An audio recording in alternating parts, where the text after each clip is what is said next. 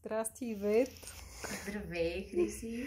Беше при нас на първата си процедура по биоенергомасаж. Би ли ни споделила как се чувстваш, какви са твоите наблюдения така на прима виста, като за нещо първо единично, което си направила?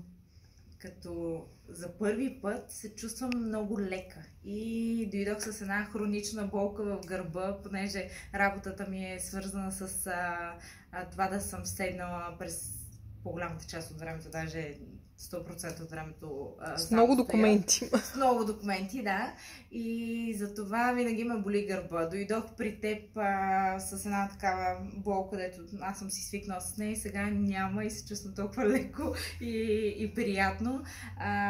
Усещам една свежест в кожата, може би и от маслата, и от тока, от процесите на регенерация в тялото.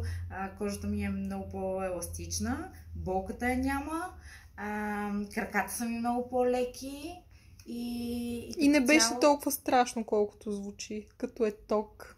Не, изобщо. Ние много повече вибрации и ток ни пускат в ежедневието, отколкото, това е абсолютно много приятно, много разпускащо и честно казано, имам чувството, че даже и една идея по-изправена си тръгвам, просто защото болката я няма, съответно мускула се е отпуснал и не ме стяга така в малко по-загърбушко. Супер. Сега много добре се чувствам, определено. Благодаря ти. Окей ли си? Да, мисля, че е край на деня. Да. Готова си за още един ден. Абсолютно. Окей ли си да споделим това видео с други хора? Абсолютно. Супер, Абсолютно. благодарим. Аз много позитивна обратна връзка и ние вече се разбрахме да си правим по-често тия процедури, защото определено има ефект и много по-леко се чувствам.